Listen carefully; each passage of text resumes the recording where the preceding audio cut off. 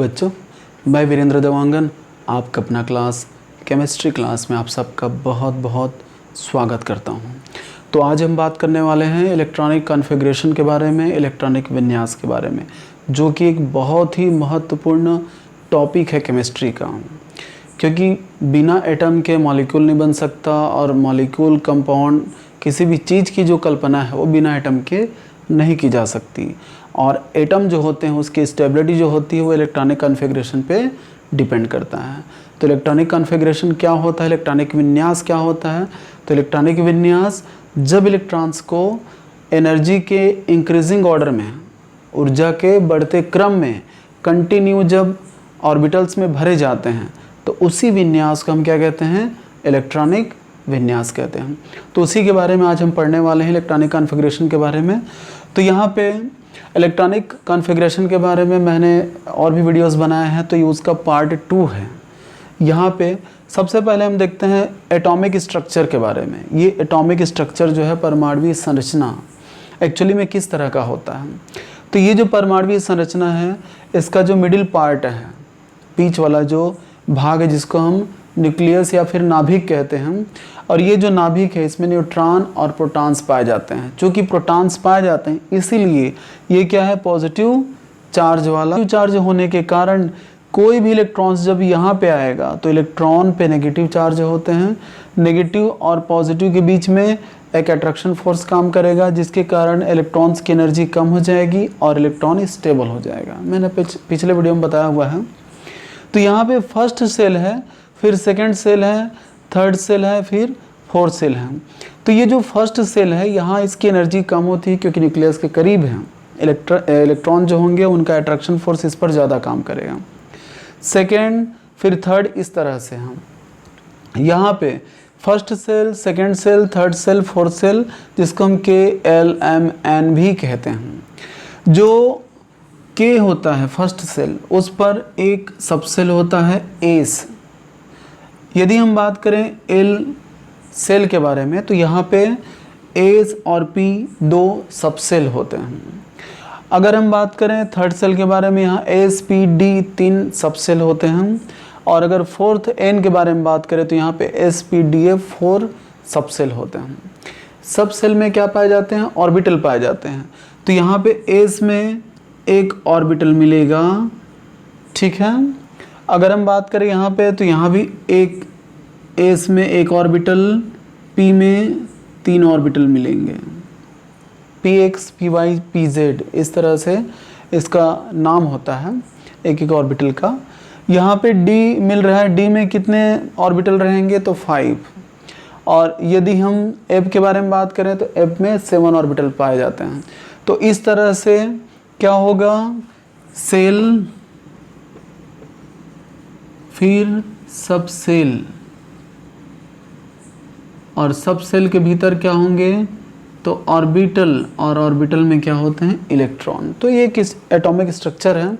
हम लोग बात करते हैं इलेक्ट्रॉनिक कॉन्फ़िगरेशन के बारे में। तो यहाँ पे सबसे पहले अबाउ रूल जो हमने पढ़ा हुआ है, जो कि एक ग्रीक वर्ड है, एक सिस्टम का नाम है अबाउ प्रिंसिपल। तो यहाँ पे पहला इलेक्ट्रॉन किस में जाएगा? जिसकी एनर्जी कम होगी, इसमें सबसे पहले इलेक्ट्रॉन आया। फिर इसके बाद से ये जब पूरी तरह से भरेगा तो इलेक्ट्रॉन किस में आएगा? सेकंड सेल में। सेकंड सेल भरेगा तो इलेक्ट्रॉन थर्ड सेल में आएंगे। जब इसमें इलेक्ट्रॉन भर जाएगा तो इलेक्ट्रॉन फोर्थ सेल में जाएगा, ठीक है। तो यहाँ पे जैसे मैंने लिखा हुआ है, फर्स्ट के इसमें एस सब सेल होगा, 2 इलेक्ट्रॉन्स प्रेजेंस होते हैं। इसमें इसको हम L से रिप्रेजेंट कर सकते हैं। इसमें S और P होते हैं, S में 2 इलेक्ट्रॉन, P में 6 इलेक्ट्रॉन होते हैं। थर्ड में क्या होगा? SPD होते हैं, S में 2 इलेक्ट्रॉन, P में 6 इलेक्ट्रॉन, D में 10 इलेक्ट्रॉन। यदि हम फोर्थ सेल के बारे में बात करें, जिसको हम N से रिप्रेजेंट कर सकते हैं, तो यहाँ पे SPDF होते हैं। S में 2, P में 6, D में 10, F में 14 इलेक्ट्रॉन प्रेजेंस होते हैं। अब यदि हमें इलेक्ट्रॉनिक कॉन्फ़िगरेशन लिखना है, तो जैसे सबसे पहले हम लिखते हैं नाइट्रोजन का। नाइट्रोजन में कितने इलेक्ट्रॉन प्रेजेंस है? तो 7। इसका इलेक्ट्रॉनिक कॉन्फ़िगरेशन हम कैसे लिखेंगे? तो सबसे पहले इलेक्ट्रॉन किस में आएगा? 1s2, ठीक है। अब जो सेकंड इलेक्ट्रॉन है वो किस में आएगा? 2, ये तो पूरा भर गया फर्स्ट सेल। अब आएगा सेकंड सेल पे, तो 2s2 एंड 2p, यहाँ पे 7 इलेक्ट्रॉन है, तो ये 1s2 2s2 2p3, टोटल कितने हो गए 7, तो 1s2 फिर 2s2 2p3, इस तरह से इलेक्ट्रॉन इसमें क्या होते जाएंगे, कंटिन्यू भरते जाएंगे। तो ये क्या है, इलेक्ट्रॉनिक कॉन्फ़िगरेशन, इलेक्ट्रॉनिक विन्यास है। अब हम आते हैं एल्युमिनियम के बारे में। तो एल्युमिनियम में क्या होगा, 13 इलेक्ट्रॉन प्रेजेंस हैं, तो यहाँ पे 1s2 फिर 2s2 2p6, ये भर गया पूरी तरह सेकंड। अब आते हैं थर्ड पे, क्या होगा 3s2, टोटल कितने इलेक्ट्रॉन हो गए हमारे पास, 2 + 2 + 6 + 2, यानी टोटल 12 इलेक्ट्रॉन प्रेजेंस हो गए हमारे पास। अब हमें और एक इलेक्ट्रॉन चाहिए, तो 3s2 हो गया 3p1, ये इलेक्ट्रॉनिक कॉन्फ़िगरेशन हो गया किसका, एल्युमिनियम का। अब आते हैं हम लोग क्लोरीन पे। तो क्लोरीन पे क्या है, 17 इलेक्ट्रॉन प्रेजेंस है। अब यहाँ पे क्या होगा 1s2, इसके बाद क्या होगा 2s2 2p6, उसके बाद हम आते हैं 3s2 3p कितना होगा 6 हो गया 5 होगा, तो यहाँ पे 5, ठीक है। तो इस तरह से +2 + 6 टोटल 10 इलेक्ट्रॉन हो गए हैं, 10 + 2 12 और 12 + 5 टोटल 17 इलेक्ट्रॉन हो गया। तो इस तरह से इलेक्ट्रॉनिक कॉन्फ़िगरेशन लिखा जाता है। बच्चों इसको हमेशा याद रखना है कि फर्स्ट में एस होता है, एस में 2 होते हैं, सेकंड में एस और पी होते हैं, एस में 2 पी में 6। तो ये जो पैटर्न है इसको पूरा याद रखना है, और यदि याद है तो किसी भी एलिमेंट का आप आसानी से इलेक्ट्रॉनिक कॉन्फ़िगरेशन, इलेक्ट्रॉनिक विन्यास बहुत आसानी से लिख सकते हैं। क्यों? क्योंकि इलेक्ट्रॉनों को एक्चुअली हमें करना क्या है, तो ऊर्जा के बढ़ते क्रम में अरेंज करना है।